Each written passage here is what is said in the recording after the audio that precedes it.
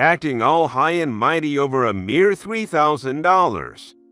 Ever since our marriage, I've single-handedly been paying a monthly mortgage of $3,000. But my husband, with just one sentence, completely dismissed my efforts.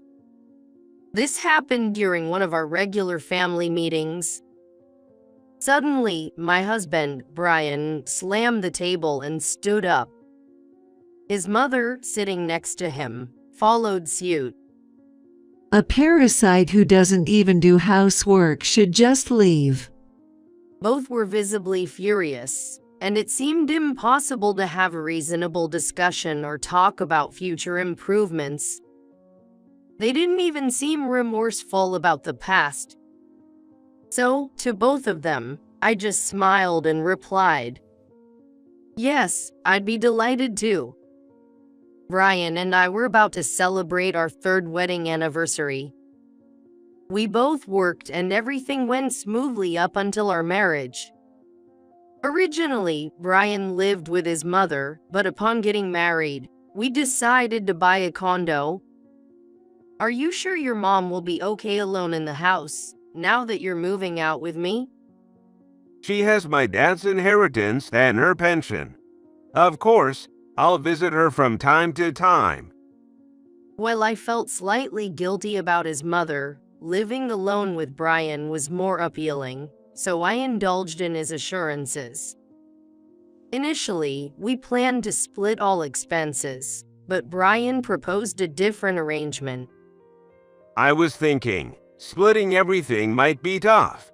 So how about you just pay the $3,000 mortgage into my account every month? What do you mean? All other living expenses will be paid from our shared account. I hesitated at first, but the shared account would cover dining out, medical expenses, travel, and also savings for children and the future. So I gratefully accepted his proposal, which seemed to put more burden on him. Due to our busy work schedules, we spent little time together. We decided to hold regular family meetings and made decisions about vacations during these sessions.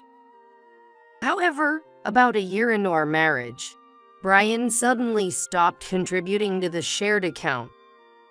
At first, I thought he might have forgotten, but after 2 months, there was still no deposit. As our family meeting day arrived, I brought it up. "Brian, have you forgotten to put money into the shared account for the past few months?" Oh, right. I'll make a lump sum deposit soon. So hang in there for a bit. "But you haven't deposited for 3 months now, and I've been covering for you. We're even dipping into our savings." Despite my request for him to resume his contributions, Brian was reluctant. Since you're living in a house under my name, if you're so upset about not contributing a little to the living expenses, maybe it's you who should leave. Where's this coming from? You just bought new golf equipment and a car.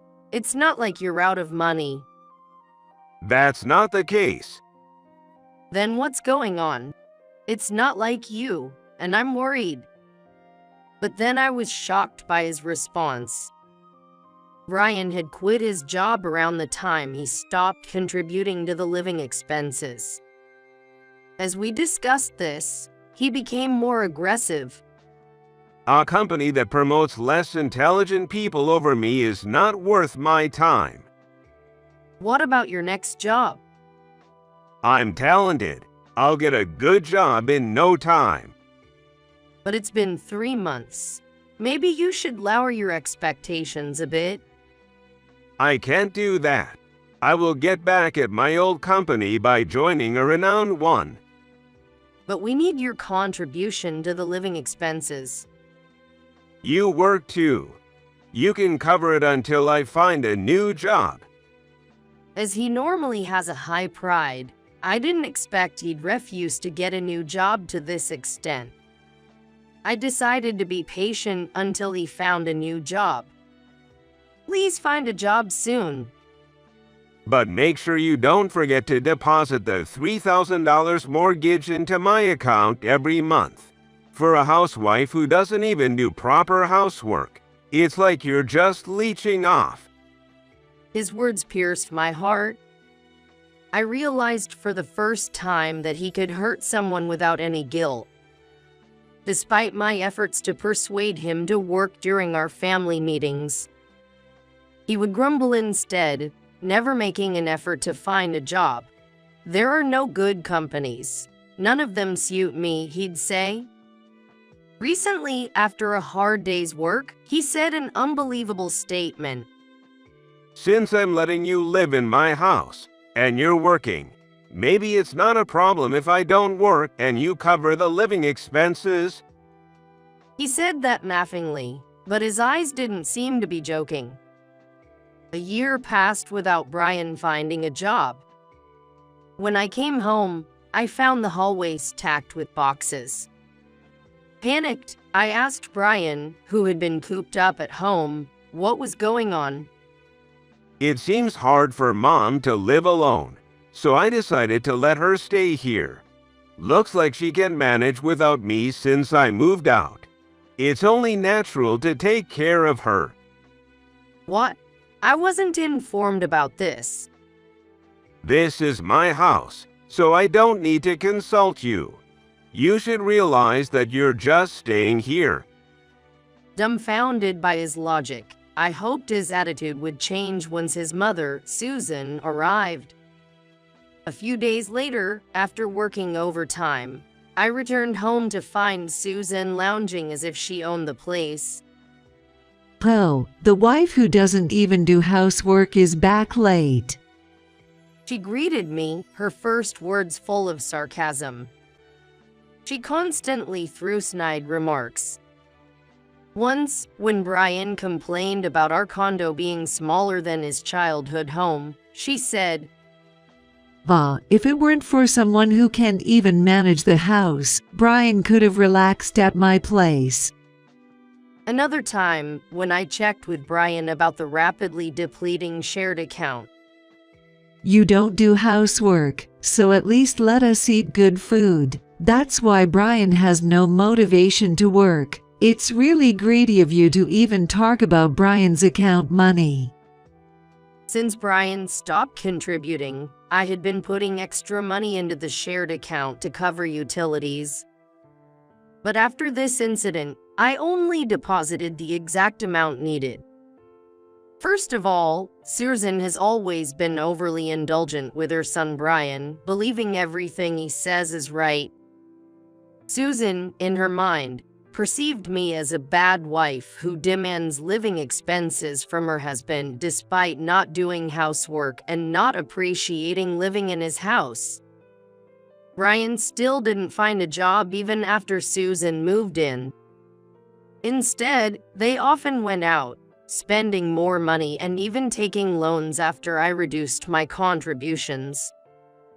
Susan acted as if she was doing housework, but in reality, she relied on a cleaning robot and only washed clothes for herself and Brian, not even the towels. Meals were usually takeout or pre-made. 3 months passed. I kept paying both the living expenses and the mortgage. Finally reaching my limit with Brian and Susan, the day of our family meeting arrived. I started by distributing a document I had prepared. It detailed our financial transactions over the past few months. If you look at the expenses over the last 3 months, it's clear from the documents that our current income makes sustaining our lifestyle difficult. What's the point of showing off with such documents? I just want a positive discussion about how we move forward. I get it, you know. Just bear with it while Mom gets used to living here. Don't act all high and mighty just because it's convenient now. Brian, for the past 3 months, I've been paying all the rent and living expenses. Don't you think that's unfair?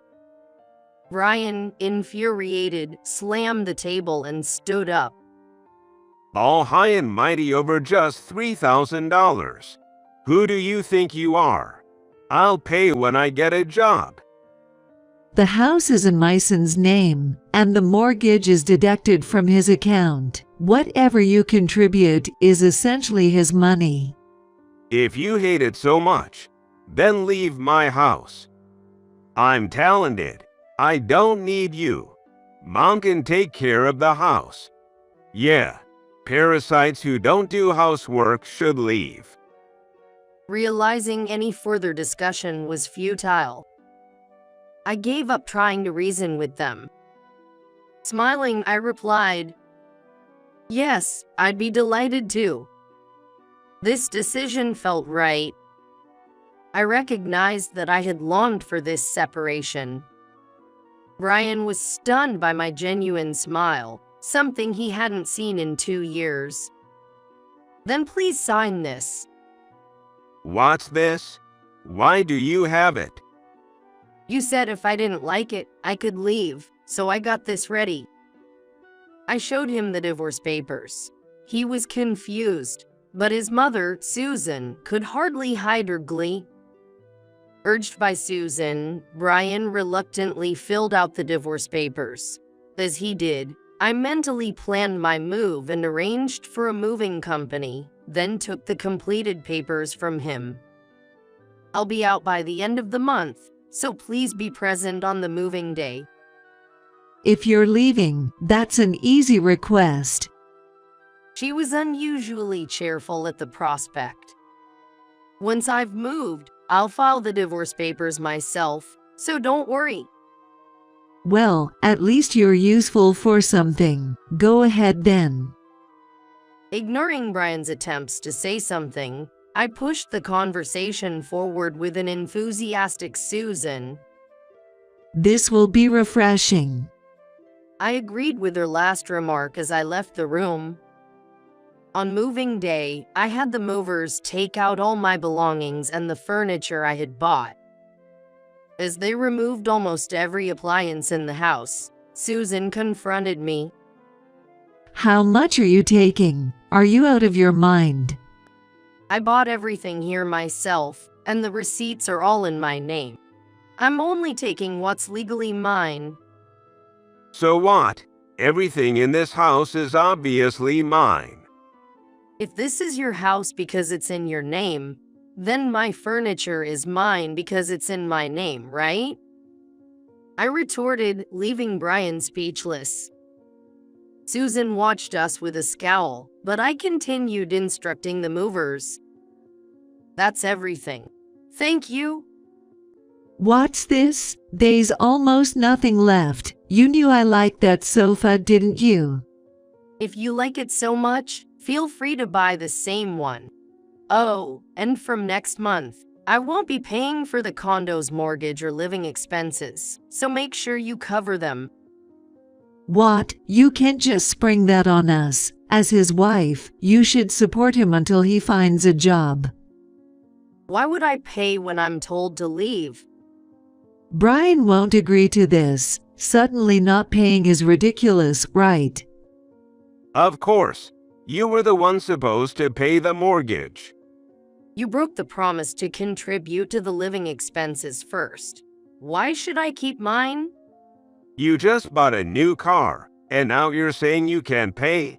Don't you think about others at all? Yes, leaving the house like this, you should at least pay. Do you realize what you're saying? Aren't you embarrassed to be yelling like this in front of the movers? Realizing they were the only ones raising their voices, they sheepishly toned down. But suddenly not paying is tough. Can't you cover just a few more months? "I've been paying the living expenses for over a year now. How many more few months are you planning? You'll have to manage on your own."